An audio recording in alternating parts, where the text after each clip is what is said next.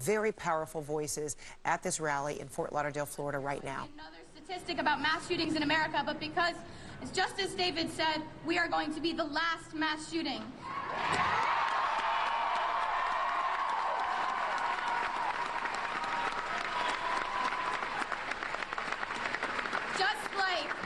Just like Tinker v. Des Moines, we are going to change the law.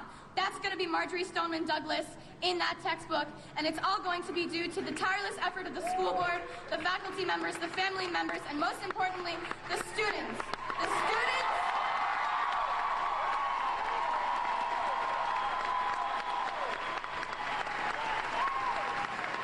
The students who are dead, the students still in the hospital, the students who are now suffering from PTSD, the students who had panic attacks during the vigil because the helicopters who wouldn't leave us alone, hovering over the school 24 hours a day. There has been one tweet that I would like to call attention to. So many signs that the Florida shooter was mentally disturbed, even expelled for bad and erratic behavior. Neighbors and classmates knew he was a big problem, must always report such instances to authorities again and again.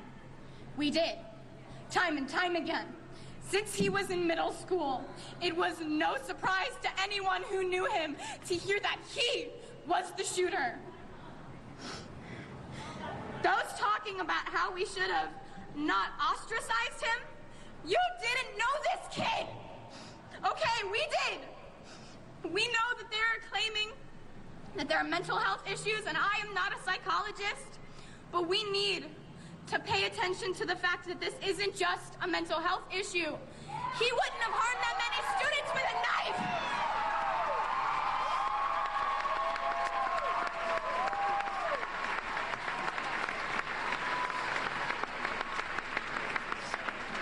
And how about we stop blaming the victims for something that was the shooter's fault?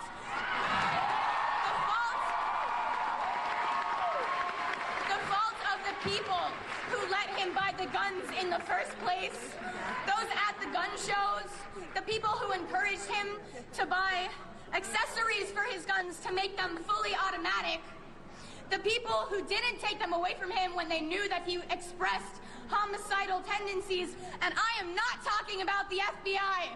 I am talking about the people that he lived with. I'm talking about the neighbors who saw him outside holding guns. If the president wants to come up to me and tell me to my face that it was a terrible tragedy and how it should never have happened, and maintain telling us how nothing is going to be done about it, I'm going to happily ask him how much money he received from the National Rifle Association.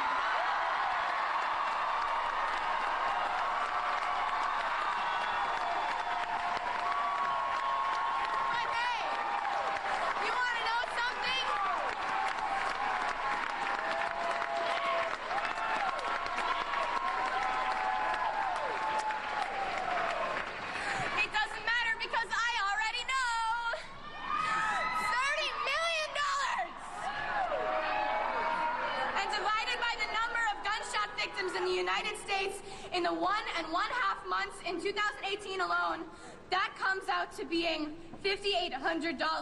Is that how much these people are worth to you, Trump? If you don't do anything to prevent this from continuing to occur, that number of gunshot victims will go up, and the number that they are worth will go down. And we will be worthless to you. To every politician who is taking donations from the NRA, shame on you.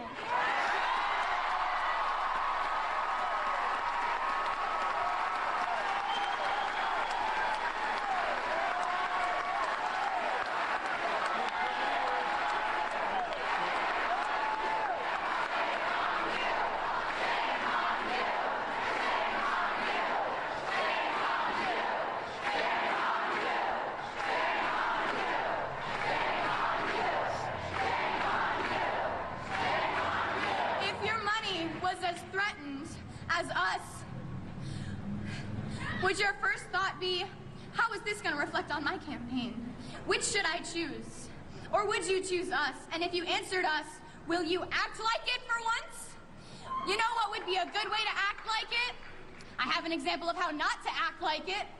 In February of 2017, 1 year ago, President Trump repealed an Obama-era regulation that would have made it easier to block the sale of firearms to people with certain mental illnesses. From the interactions that I had with the shooter before the shooting and the information that I currently know about him, I don't really know if he was mentally ill, but I wrote this before I heard what Delaney said. Delaney said that he was diagnosed. I don't need a psychologist, and I don't need to be a psychologist to know that repealing that regulation was a really dumb idea.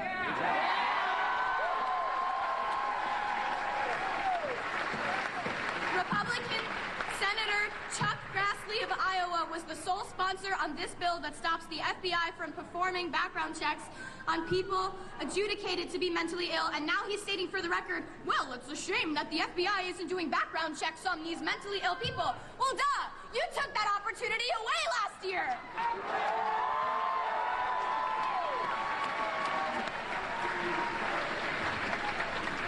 The people in the government who are voted into power are lying to us, and us kids seem to be the only ones who notice and are prepared to call BS. Companies trying to make caricatures of the teenagers nowadays, saying that all we are is self-involved and trend-obsessed, and they hush us into submissions when our message doesn't reach the ears of the nation. We are prepared to call BS. Politicians who sit in their gilded House and Senate seats funded by the NRA telling us nothing could have ever been done to prevent this. We call BS. They say that tougher gun laws do not decrease gun violence. We call BS. They say a good guy with a gun stops a bad guy with a gun. We call BS. They say guns are just tools like knives and are as dangerous as cars.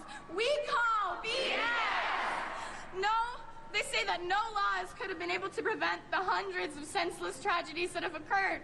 We call BS. That us kids don't know what we're talking about, that we're too young to understand how the government works. We call BS. If you agree, register to vote. Contact your local congresspeople. Give them a piece of your mind.